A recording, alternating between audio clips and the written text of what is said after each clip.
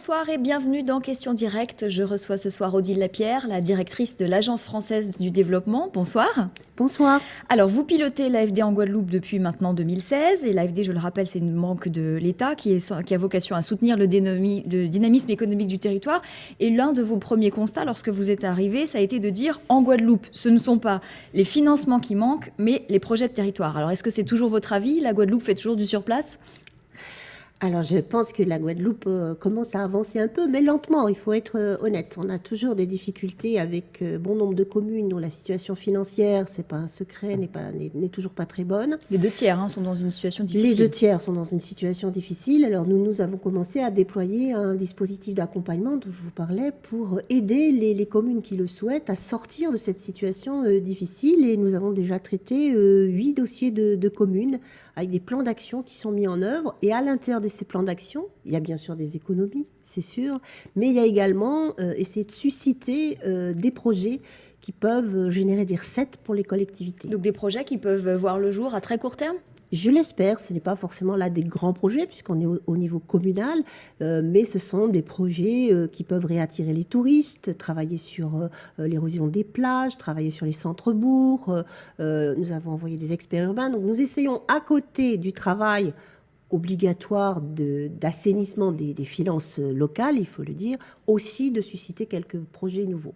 Alors l'année dernière, des experts étaient venus justement accompagner ces communes et avaient donc révélé que les 2 tiers étaient dans une situation extrêmement compliquée en disant aussi qu'il fallait qu'elles réduisent leur charge de personnel. Est-ce que là, vous avez le sentiment que les communes que vous accompagnez et celles que vous allez peut-être pouvoir accompagner font réellement des efforts sur ce dossier-là ?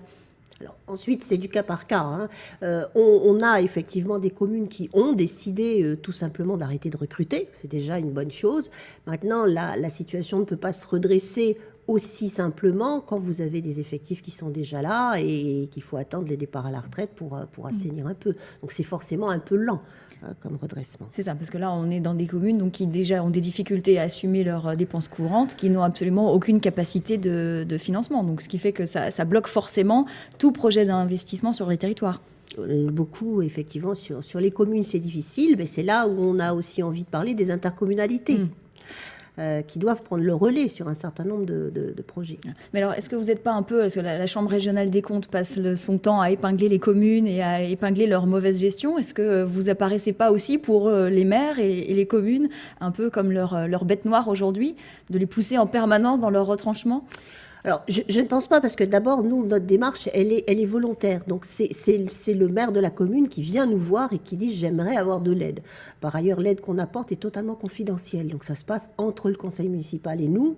Et enfin, nous, on n'arrive pas en contrôleur, on arrive en aidant. C'est-à-dire qu'on essaie de proposer des scénarios pour sortir de la situation quand c'est possible. Ça ne l'est pas toujours. Mais quand c'est possible, c'est ce qu'on fait. Donc, le maire, s'il a envie de s'en sortir, il peut s'engager avec nous dans une démarche un petit peu plus vertueuse. Donc, c'est possible. Alors, et sur les projets structurants qu'il va falloir engager, sur quoi les élus doivent, à votre avis, investir prioritairement ?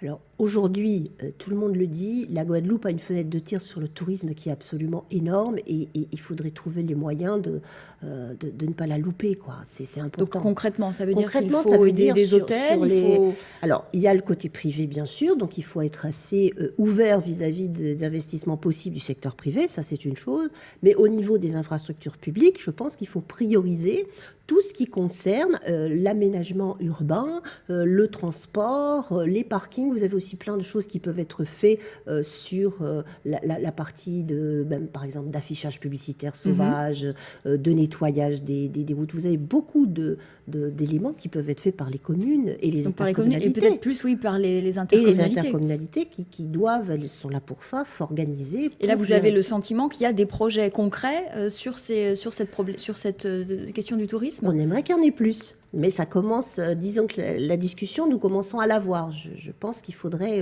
mettre un peu le turbo sur le sujet. Alors, qui dit faire venir des tourismes, c'est mieux quand il y a de l'eau qui coule aussi dans les robinets.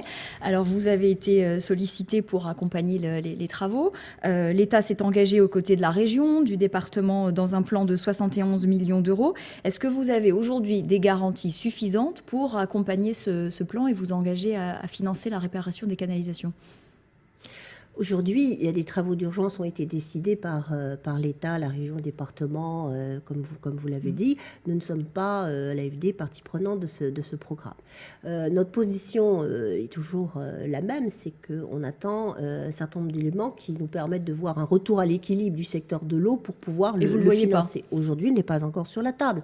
Maintenant, j'ai entendu, comme vous, des élus en parler, donner des signes positifs. Donc, nous attendons maintenant que ça se traduise un peu plus concrètement, mais bien sûr, on accompagnera à ce moment-là le Est-ce secteur. que la structure unique est une condition sine qua non, selon vous, pour faire que le dossier progresse ? Ça ne peut pas être considéré comme une condition sine qua non, c'est une décision politique des élus, ça leur appartient. Donc il peut y avoir d'autres solutions, mais à chaque solution, il y a des coûts.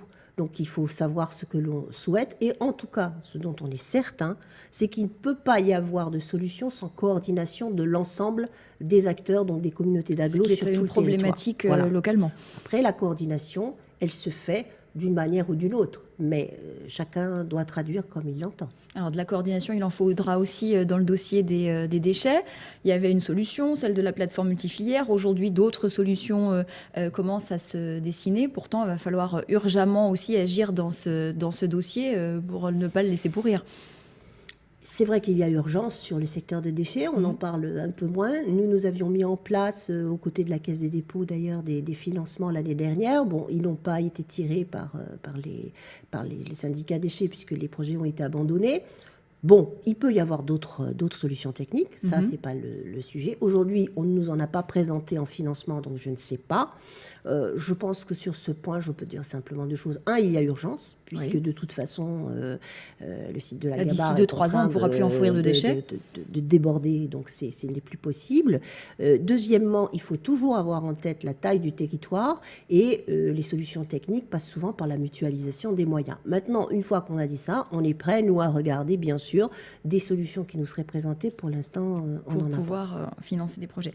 Alors, est-ce qu'aujourd'hui, pour le développement du territoire, on peut continuer d'avoir foi dans les collectivités, ou alors est-ce que le développement et la croissance ne pourra être soutenu que par l'intervention du privé ? On a forcément confiance dans les collectivités. On ne peut pas ne pas avoir confiance dans les collectivités. Après, le projet de territoire qui est bâti, ce sont ces collectivités qui le font.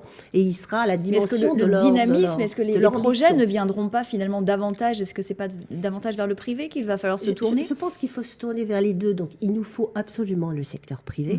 C'est indispensable. Mais le secteur privé ne viendra que s'il a lui-même confiance dans la politique des élus et des collectivités. Donc vous voyez, tout ça est lié. Alors l'AFD a engagé 500 millions d'euros entre 2010 et 2016. 70 projets environ ont été financés en 10 ans. Ça semble assez ridicule, non, au regard de la somme des enjeux du territoire ? On pourrait faire plus. Voilà, on pourrait faire plus vu les potentiels du territoire, et nous ferons plus si des projets nous sont présentés sans aucun problème. Merci beaucoup, Odile Lapierre, d'avoir répondu à mes questions. C'est la fin de Questions Directes. Tout de suite, l'information continue sur ATV Guadeloupe avec le journal de la rédaction présenté par Barbara Olivier. Bonne soirée.